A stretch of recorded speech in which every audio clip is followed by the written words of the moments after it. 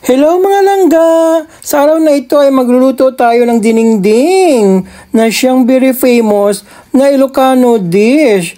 Pero since hindi naman ako Ilocano, ang version ko ng dinengdeng ay gamitan ko siya ng labong, saluyot, okra at talong. At syempre pa since wala namang nabibiling labong ditong fresh, ayan, labong sa bote.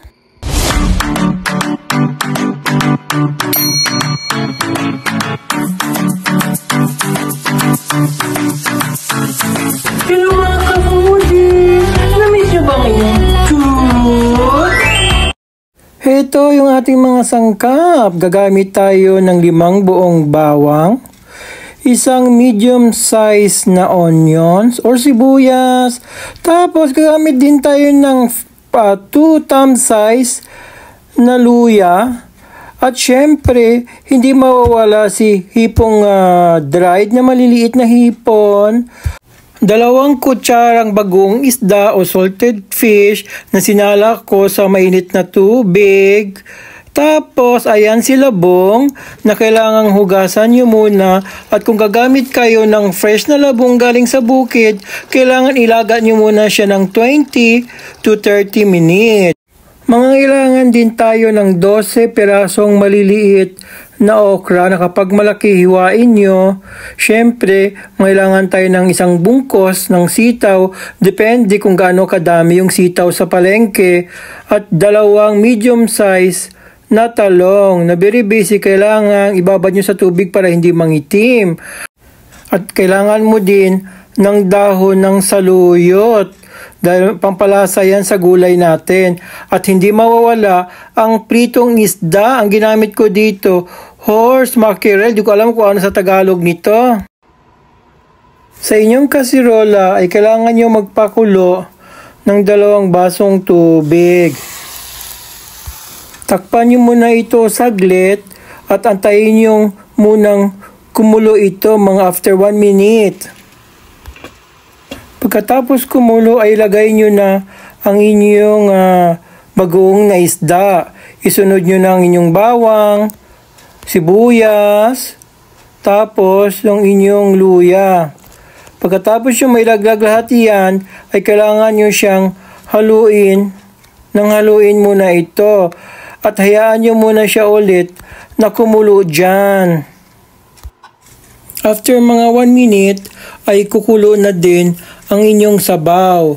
So, pagka nakita nyo ganyan ng inyong sabaw, ay ilagay nyo na ang pinirito nyong isda para yung lasa ng isda ay manuot doon sa sabaw.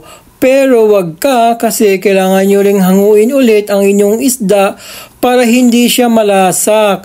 At takpan nyo muna ulit ang inyong kasirola. Hayan na siya antayin nyo ulit na kumulo na siya. At pagkatapos na kumulong ganyan, kunin nyo na, iahon nyo na ang inyong isda. Kasi nga, para hindi nga siya, gaya na sabi ko, ulit na lang ang tita nyo, malasak. At pagkatapos natanggal yung ilalagay nyo na ang inyong labong dyan. Para una nyo ilalagay yung labong kasi nga medyo may katigasan din ito. Pagkalipas ng mga 3 to 5 minutes, ay buksan nyo na ulit yung inyong kasirola at ilagay nyo na ang inyong sitaw. At pakuluin nyo muna siya ng mga 1 minute ulit at ihalo-haloin nyo muna siya dyan. At takpan nyo uli ang inyong kasirola. At after mga 1 minute, ayan, buksan nyo uli ang inyong kasirola at ilagay nyo na ang inyong talong dyan. At pagkatapos, haluin nyo ulit ng haluin ang inyong talong. At after mga 30 seconds na uli, ay buksan nyo uli ang inyong kasirola at saka nyo naman ilagay ngayon yung inyong okra. Same procedures na naman, haluin nyo naman ang haluin yung okra para naman ma-incorporate lahat ang lasa niya at ma-evenly cook silang lahat. At after na naman ng mga 30 seconds, buksan niyo uli ang inyong kasirola at hola, hayan na siya. Malapit nang maluto ang ating dinengdeng. So after ng kumulo na naman iyan, ay ilalagay nyo na ang inyong saluyot dyan. At hayaan nyo munang kumulo ng konti o maluto ng konti ang inyong saluyot, siguro mga 1 minute. After 1 minute, hayan, medyo naluto na ang saluyot natin at ako maglalagay ako ng kunting pamintang durog at kunting asin muna kasi alahanin nyo na medyo may kaalatan na yung ating bagong isda para naman di siya masyadong sumubrang alat naman. Since nailagay nyo na halos lahat ng gulay, ay ibalik nyo na ang pritong isda ninyo. At saka nyo na ngayon ihulog ang huling sangkap, which is yung dried nating hipon na maliliit. Kasi pangpadagdag lasa din yan sa sabaw ng ating dinengding. After mga 1 to 2 minutes at kumulo na siya ng konti, buksan nyo na uli ang inyong kasirola. At syempre, kailangan nyo siyang tikman.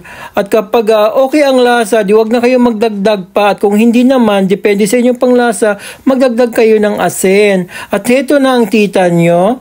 At maglalagay na ako sa aking dish para naman maganda ang aking presentation para sa inyo. So habang naglalagay ako dito, haya na sa ibabaw yung recipe ng dinengding ko para at least kahit papano pwede nyo siyang i-screenshot para naman kapag pumunta kayo sa palengke ay wala kayong makalimutang ingredients nito. At pagkatapos nito, hayan na, hola, makita nyo na ang aking dish presentation. Olive, ang yummy-yummy niya. Ang sarap-sarap niya. At paborito talagang itong ulamin sa probinsya. At kanin na lang ang kulang. At for sure, sob na ang inyong ulam. O paano dito na magtatapos ang aking cooking vlog? Gaya ng sabi ko sa inyo, susubo pero hindi susuko.